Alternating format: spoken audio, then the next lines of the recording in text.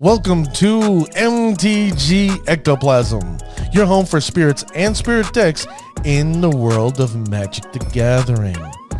On this episode, I have a special guest. He's going to be my correspondent from this point on for Legacy. Do I got you titillated? I hope so. Let's get this episode started, shall we? Let's go.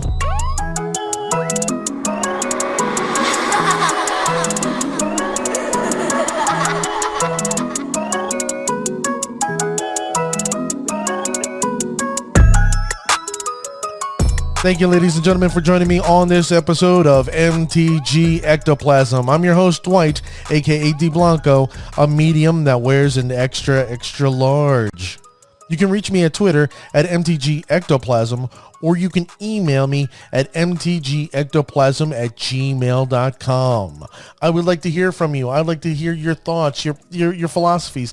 Hell, if there's something you want to hear on the show, email me, reach out to me. You know what? We might make it happen. Well, let me begin by saying I want to thank you, the listener, everyone worldwide listening to the show, making this show phenomenal, making this show great. If it wasn't for you, this would never happen. I'm going to do a shout out again. I'm shouting out the US, Germany, Brazil, Australia, Taiwan, UK, Canada, France, Italy, Singapore, Philippines, Japan, Finland, Austria, Slovakia, and Switzerland. Thank you for joining, Switzerland. I'm a little disappointed. There's one continent I do not have, and I want Africa. If we have friends in Africa, please share this show with them. I want to hear from Africa. Also, Latin America. Come on, Brazil. Reach out to the Colombians, the Peruvians, the Paraguayans, the Chileans. I want to hear from them. And don't forget my friends in Mexico. Well, you know what, ladies and gentlemen? That's right. It's this time where I'm going to bring on my special guest. Welcome to the show, my spirit correspondent, Peter Valko. Welcome to the show, Peter. How you doing? How you doing, my man? How you doing? How you feeling? I'm feeling all right. Excited to be on the show and excited to share my thoughts and opinions and my experience here. Very nice, very nice. Well, since you're excited, you know what? Why don't you tell the listening audience a little bit about yourself? Oh, there's not much to tell as far as relevant information. I'm Peter. I'm 29 years old. I live in Aberdeen, New Jersey, and I've been playing Magic for about 13 years now. My main formats are currently Legacy and Modern, and I am strictly a online arena player. Very nice. Very nice. Now, Peter, as a spirit player, I have to ask this. What is your favorite spirit and why? So when I saw this question on the paper document, whatever, I was thinking, does he want a legacy relevant spirit? Does he want a modern relevant spirit? Is he talking general spirits? So I went with general spirits here. Okay. And I think I went with my all-time favorite, Kakusho the Evening Star. Wow, you went old school. Let me tell you something. In my old play group, this guy used to be a monster to the point where people stopped playing games. I honestly can't remember, it was some sort of sack infinite combo, but just an angry, dark spirit dragon that's my top spirit. Yeah, right there. I don't blame you. I had a friend who used to play with him, Kakushu, all the time, and it was awful. It was just an awful experience, but I don't blame you. Kakushu is definitely one of my top spirits in the world of spirits itself. And can we just talk for a minute how, every other one of those dragons is awful? Yes. It's okay, so here's the Dark Dragon. He's going to basically rule everything. You guys can go sit in the corner and put counters on things and deal little bits of damage. Yeah. Oh, one does 5. The other one does this. It's yeah. It's not worth it. No. Kakusho, anybody, if you don't know Kakusho, please look him up. Yeah, he's just an evil, nasty dragon out there, and thank God he's a spirit. Thank God. Shout out to my Kakusho players. There you go. Let me begin because you are my legacy correspondent. You're my general, my advisor my personal advisor to Legacy. Since I'm mostly focused on Modern, I'm starting to get into Pioneer. What is the difference between the just overall feel of spirits in Legacy compared to Modern? Well, first of all, I'd like to commend you for your vast, grip to jump right from Modern and then go to Pioneer and then jump right to Legacy from Pioneer. Bravo. No problem. So the feel of any like between Bant Coco and Azorius Spirits in the world of Modern Legacy. Yeah, this is something I'm going to repeat a lot. There's no Force of Wills in Modern, and there are in Legacy. You have Azorius and the Bant Coco build, or my build that I use. The only non-creature spell is basically the Aether Vial, the Force of Will, and the Collected Company. Everything else is a spirit. Okay. And the modern build is definitely a more creature-heavy build, where Collected Company and Azorius, Aether Vial are your main non-creature spells. Mm. Now, is there mass like when I think of Legacy? I don't know if I'm wrong because of my ignorance toward Legacy, but is there a mass is there a lot of creature destruction in Legacy? There is creature destruction, and as far as between actual spot removal and mass board wipes, you've got your black decks out there running Fatal Push, and a lot of those decks are Grixis, so they'll be running Lightning Bolt with that. Lightning Bolt's all over the format. Swords to Plowshare, Path to Exile, because some decks in Legacy don't run basics, and people want to take advantage of that. As far as mass board wipes, Supreme Verdict is held pretty steadily between control decks. Haven't seen it much since the banning, but, we'll see. Things are still shaping up. Dead of Winter is a big one, or was a big one. I don't know how big it is since Snowco's gone. Really, it's hard to say. Again, a lot of this is, we just had a big banning, and the game's still changing. I'm still seeing a lot of the interesting stuff from leagues that I'm going to from time to time. So, we're still waiting for, that steady look at things. But for now, those would be the removal packages. That Terminus. Now, you brought up the fact that there was the be huge banning that WotC had to sit there and clean up their actual mess from. But in the Legacy meta, you guys are still cleaning up in there as well. The meta's all shook up there. So what? Well, go ahead. There's a difference between cleaning up the meta and a meta being shook up. The bannings, while unexpected, were welcome in my book, and a lot of people I know. Dreadhorde Arcane was way too fast. You drop him on turn 2, unless you have a counterspell or answer for him, then he's attacking, peering through his deck, being protected. It's crazy. Oko was just, it needs to stay in Vintage and the occasional brawl in Arena, but that's it. He's too powerful. The fact that you can just, now your creature's an elk, and then generate more creatures and swap things around, it's too chaotic and too crazy, and it gives your opponent way too much control. Okay. And Arkham and Astrolabe allowed too many 4-color decks to go around, and those can be pretty formidable. So what does the current meta look like? Even though people are still trying to figure out, right now, Pioneer and modern players are still trying to figure out their meta. I'm assuming Legacy is the same way, but right now, what is the top 8, the current meta over in Legacy? So we're looking at 3 weeks from this ban, 2 weeks from this ban. Now, I basically was wondering, what do I refer to for this? What would be my top 8? And I've seen everything all over the place, between Enchantress to a bunch of show and tell to all sorts of stuff since the bannings. So what I did was I went to Goldfish, and I looked at they've done or recorded from the 18th up until I'd say probably was the 24th, 25th. I wrote this down. And I'm basically seeing here was, number 1, we have Sneak and Show. That's all over the place. Between Omnitel, more Sneak and Show, though. That's what we're seeing. Number 2, Doomsday. That's been sitting around for a while, and that's one part of the format I think we really need to fix. Doomsday is way too fast, and it can win on turn 1. Wow. and that's really unacceptable for Legacy, in my book at least, Mm. unless you're going really outlandish with your deck, Okay. and you're messing with your odds. Sultai Delver comes in at number 3. I have no hate for this. Delver's a good archetype, fair archetype.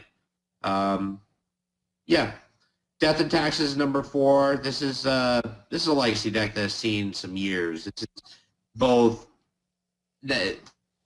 what I'm going to talk about later with certain parts of Magic just repeating itself, or maybe repeating itself is a bad word, but coming up over and over again. And what comes up over and over again throughout sets is taxing effects. Okay. And only makes this deck stronger. Mm. Ad Nauseam Tendril Storm would be number 5. Not hard deck to interact with if you can protect yourself, but other than that, it's a Storm deck. What do you expect? Number 6 I have written as Grixis Variety. Anywhere between Grixis Delver and Grixis Show and Tell, which would really follow Sneak and Show, but it's just a lot of Grixis running around right now. Number 7 would be land. Strictly, I've seen a lot of Naya builds. The black-green, I guess I could throw the Turbo Defs into there with the black-green Turbo Defs running around. Mm-hmm. And finally, number 8 would be what's being labeled all over the place is just blue, white, black, but it's really I'm calling it Esper Mentor. This deck trying to get its Monastery Mentor out and flood the board and control the game until then. Wow, that sounds interesting.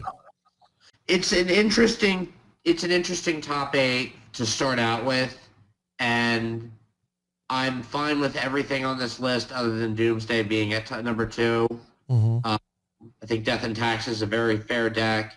Sneak and Show, I don't mind as much as I used to because, you learn how to fight that kind of stuff. But, yeah, that's where it stands right now. What does that mean for Spirits? I mean, is Spirits in a good position, or should we be cautious as Spirit players going into Legacy? So I think you referred to this in one of your other questions here. And what I'm going to say is that we'll get to that part later, but I guess really how Spirits is positioned, it's honestly falls short of just a fringe deck. It's not quite meta, but it will catch people by surprise enough that you'll win games. And, with a tribe as broad, okay, I'll just say it now. With a tribe as broad as Spirits, which I can't recall a set recently that Spirits hasn't come up in, or a Spirit hasn't been involved in. So with a tribe as broad as that, it definitely has room to grow in my eyes. Absolutely. Right. Okay, that's what I like to hear, because like my thing is that I originally looked at Spirits almost a year and a half ago, 2 years ago, where I went to Philadelphia for an event, and I'm a Spirit guy and I wanted to play Spirits, but man, it didn't have the oomph, it didn't have the chutzpah, to do anything. And now that I'm seeing Legacy players like yourself and others out there trying to make a difference, I'm happy to hear, Spirits has it is there. It still has a little room to grow, and that's okay. Growing is a positive thing. Well, here's the thing about that is that Modern and Pioneer have found, that Spirits have found a home there and a good build. That's great. Legacy is a much bigger format where tribal decks have to be really fast, such as Goblins right now that has Muxus, where Spirits honestly falls in the same position as, in my opinion, maybe a little bit better than Merfolk.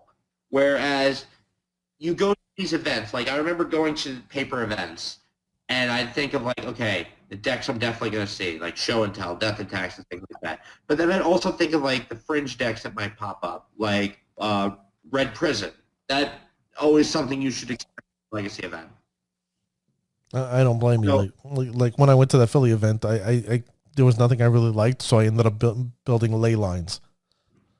Yeah, we talked about this. The first Legacy deck I built and in paper and brought to qualifiers and things like that, or not, Magic Fest, I guess we call them now, is Affinity, old school, the 2016-18 Affinity. but Legacy. And they would run anywhere between a Glimpse of Nature package, a Stoneforge package, or a Tezzeret package. Oh, that sounds interesting.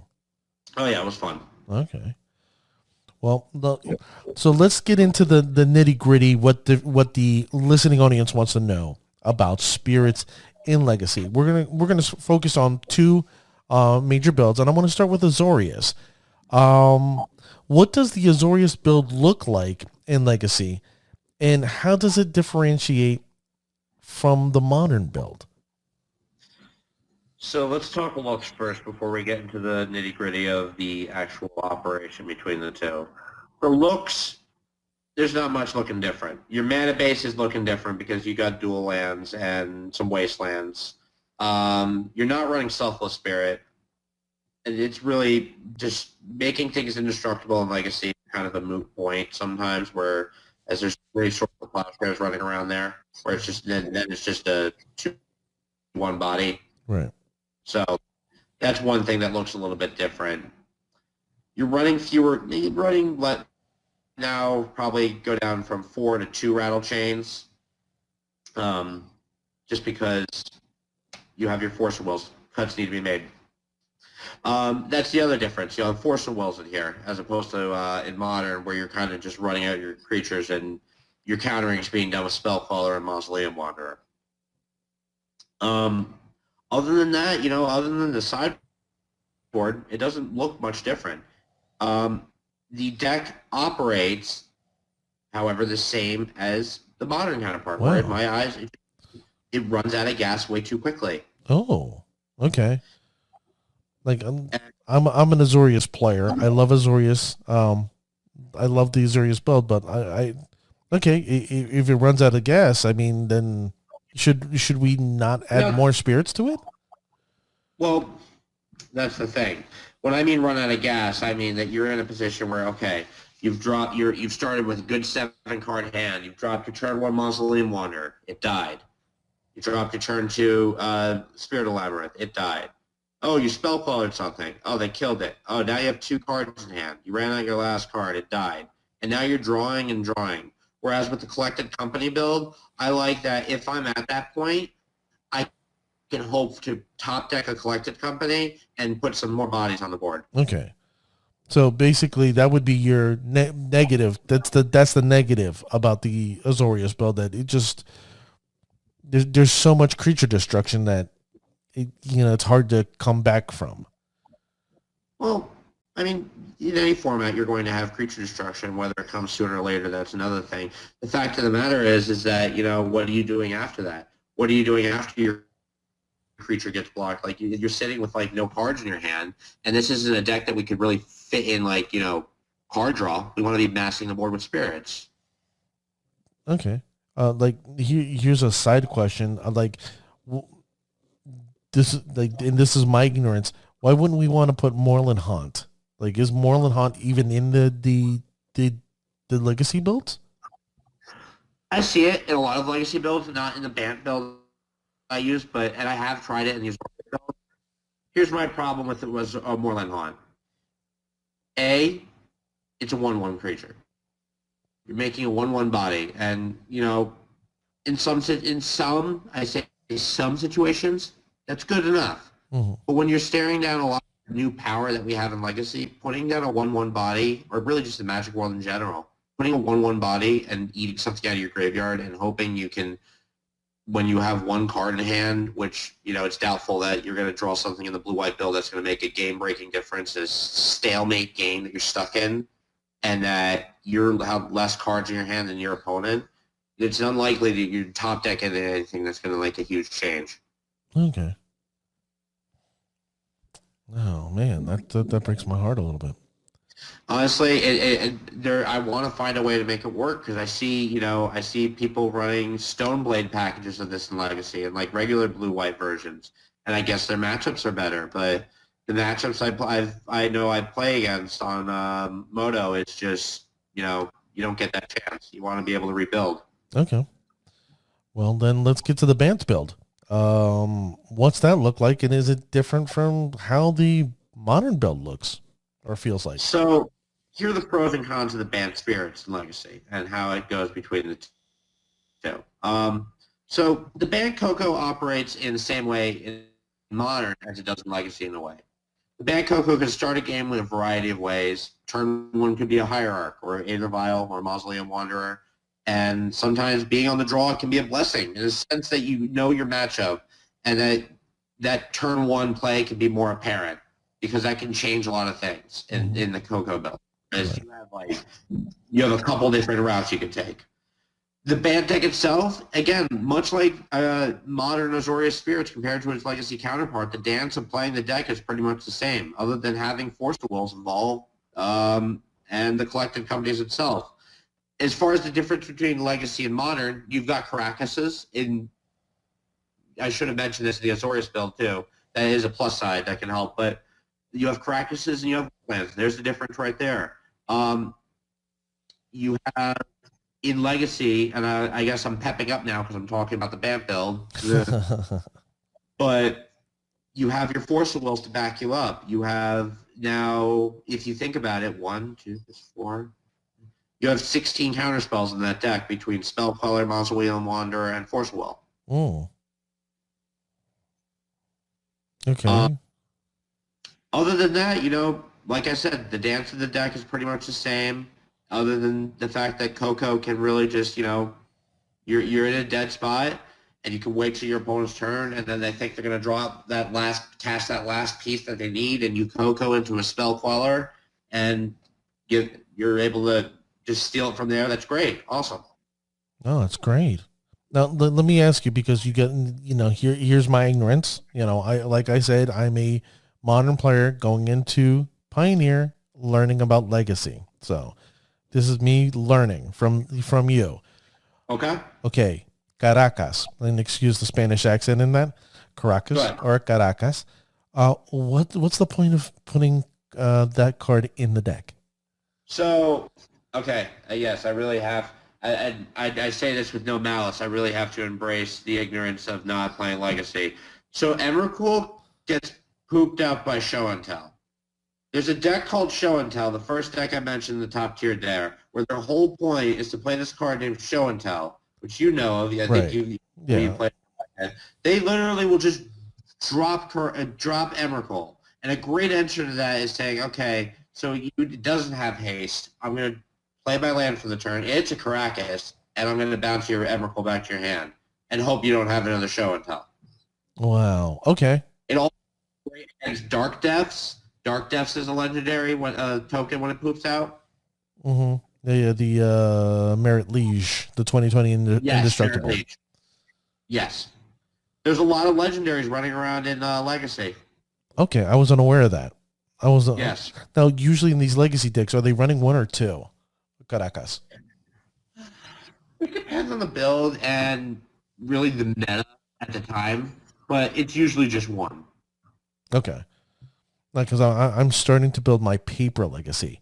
So I'm like, okay, like learning from you. I'm like, okay, I want to, I know how to, I have my modern deck. I play with it. I built my paper Pioneer. I play with it. I play with both of these decks every day so I can learn more how they work. So I also have the Bant one on both built. So have no fears. I know you're a Bant player. I'm a more Azorius build, but I did both. Now in Legacy, I'm starting to build, and I'm like, okay, I see the Caracas. I'm like, okay, how does this work? Yada yada. So it's pretty neat. Now, besides, since I've been playing for years, I have all majority of these cards. But for let's say a new player, not in paper, because God forbid, paper, it's got to be very, very expensive. And it really is. So why would, because you tend to be an MTGO player, why would a new player want to get into Legacy? Because the way I'm thinking, it's like maybe it's the sticker shock. They'll be like, no, I'll just go to Modern or I'll play Pioneer. So, aside from sticker shock, the only thing you have to prepare for, and really, as far as sticker shock, the only thing that's relevant in Paper Magic, which hasn't been really much of a thing because of COVID, But Legacy is more affordable on Moto. It's it's laughable how cheap you can get dual lands for compared to paper. Otherwise, entering the format, be prepared for faster games and even more wide variety of decks, and feeling much less safe when someone's tapped out. I was gonna say why, but then it hit me. Force of Will. Okay, Force of Will, Force Negation, Days. I forgot about Days. Yeah, Days. Yeah, Days is a mother. Oh God, just like I don't have that one mana. I guarantee that's probably off that the Demir. What's this? The insect guy that flips because of an instant. Oh God, I forgot the guy's name. The insect. Delver. Delver. That's it. Delver of Secrets. Yeah. Yes. Now, why would a player want to go to Legacy? Yeah, There's really please. one simple answer to that, and that's because they want to play using cards not legal in Standard, and Pioneer, and Modern, etc., like that. The Legacy is, again, I speak from this as a Moto perspective, because Moto, it's like, okay, you want to buy a new deck, you got like $500 to spend, go ahead, do it. You got it in your collection, go do it.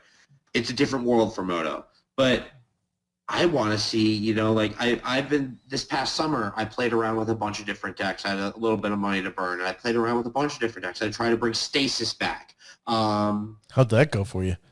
Oh, it not well, because, it was a combination package of Stasis and Wilderness Reclamation, and my friend and I are still working on build, but it's a lot of just drops you got to make.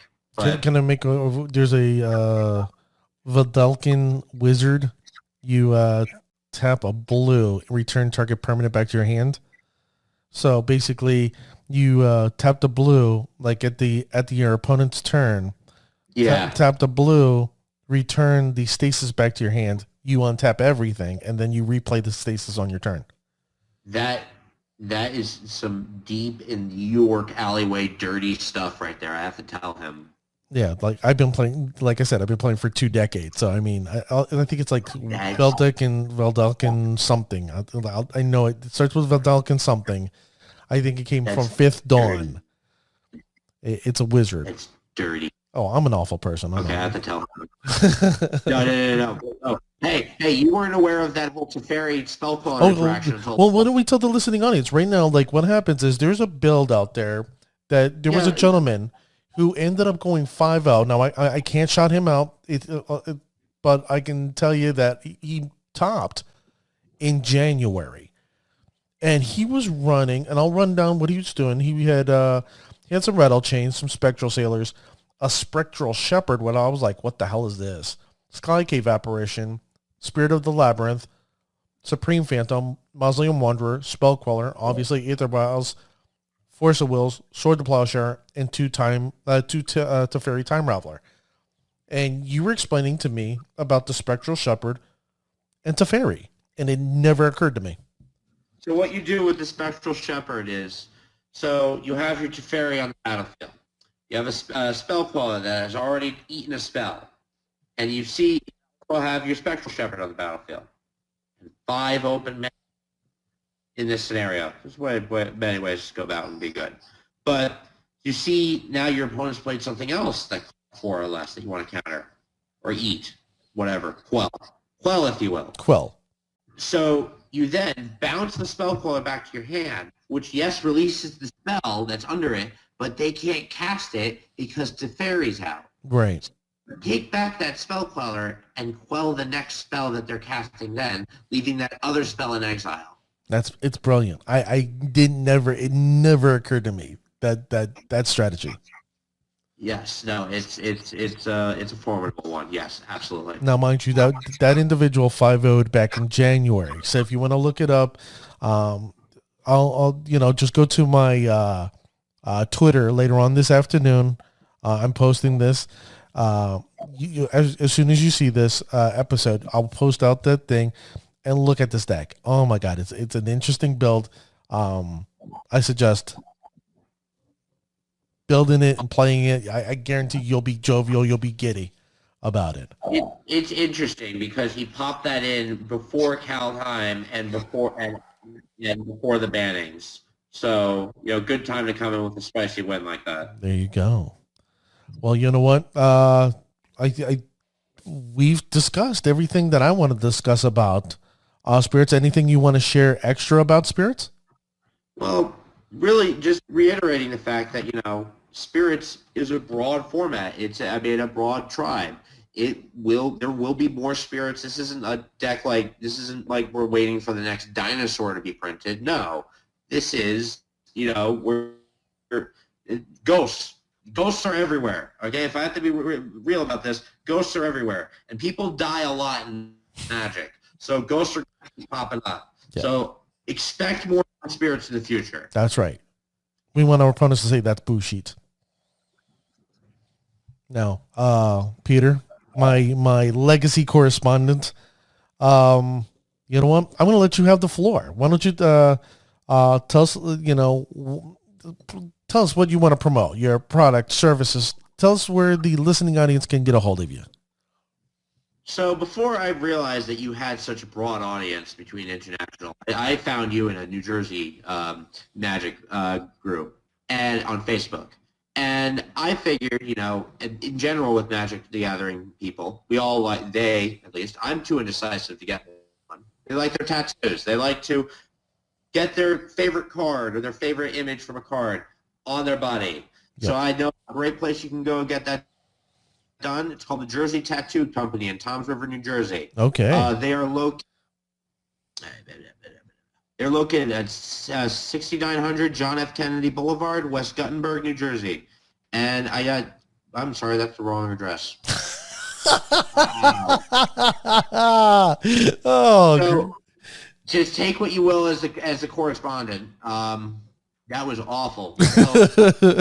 Look, ladies and gentlemen, just so you're aware, every other piece of information he's given us has been wonderful, has been great. Unless you own this tattoo shop, then yeah, you're in trouble. So they're located at 2811 New Jersey 37, Toms River, New Jersey. They do good work, and they got a lot of people, great people working for them. And as someone who dabbles in art myself, shading's great. Everything looks awesome. Honestly, if I wasn't so indecisive, I'd get one myself. Do you do the tattoos yourself or no? No. A good friend of mine does apprentices over there, and I thought I'd give him a shout out. Okay, yeah. I was gonna say tell him Peter Valko sent you, and you listen to him on MTG Ectoplasm, and who knows, you may get a nice firm handshake. I can't say any discount. A firm handshake from an gentleman who's quite a nice guy. And when you go in there and see if Bree's there, she's quite an interesting person to talk to. There you go. All right. Well, you know what, ladies and gentlemen, it's come to our shout out time, where we're going to shout out the best of the best, the cream of the crop, the creme de la creme.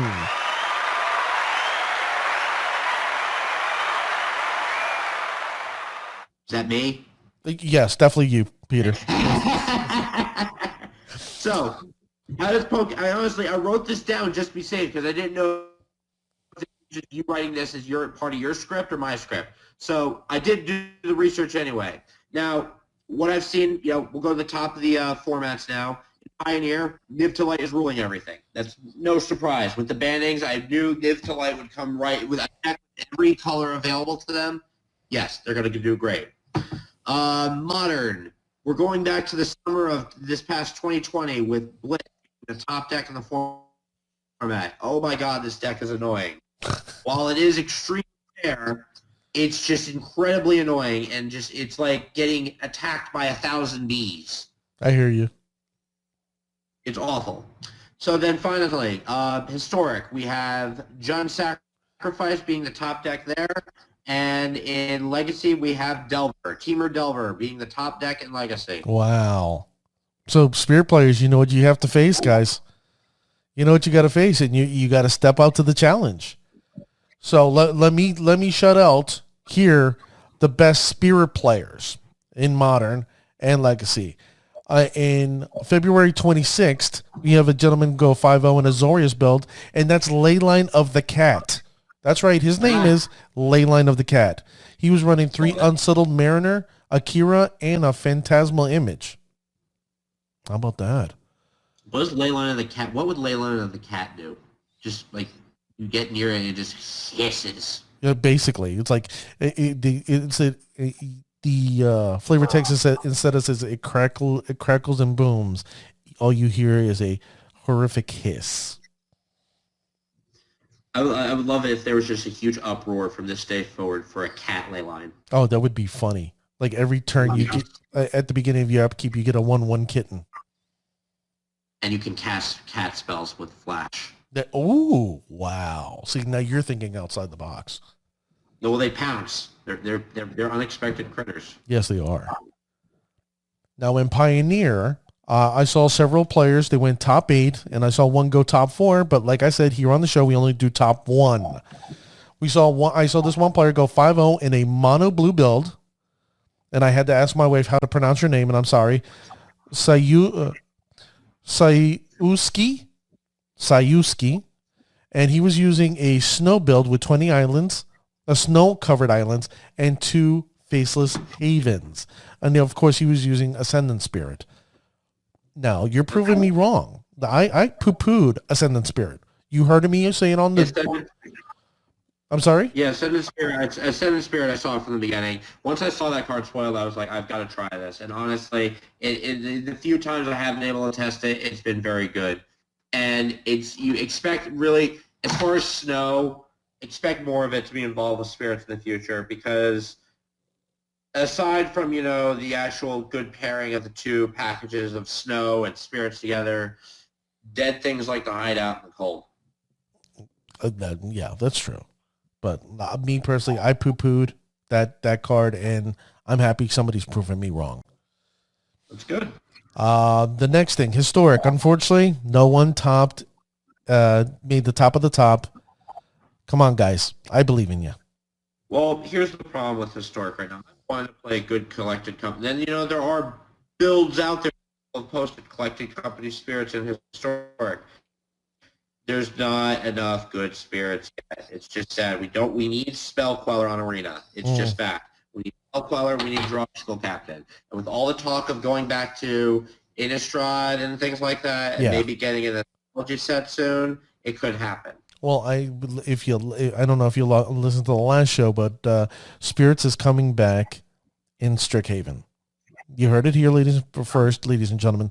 There will be spirit decks, or there will be spirit cards in Strixhaven. The rise of dead people. I love it. Yes, sir. And in Legacy, unfortunately, no one top 1. But keep on trying, guys. I believe in you. I have faith. I know that Spirits is the best deck. This is my personal feeling. I don't care what you say. You can argue with me. You can be blue in the face. Spirits is the best of the best, the cream of the crop, the creme de la creme. You know what, Peter? It's come to the end of the show. It has. It's been a fun. Enjoyed being on, and I'd like to really just thank everyone for listening, especially to me talk and my unvalidated points. Well, I want to thank all of you listeners out there who are listening to this episode and who made this podcast the best of the best. I want to thank all of you. Without you, I would be nothing. Please reach out to me on my Twitter at mtgectoplasm or email me at mtgectoplasm@gmail.com. Like I said, I want to hear from you. And remember, ladies and gentlemen, I want to hear your opponent say, "That's bullshit."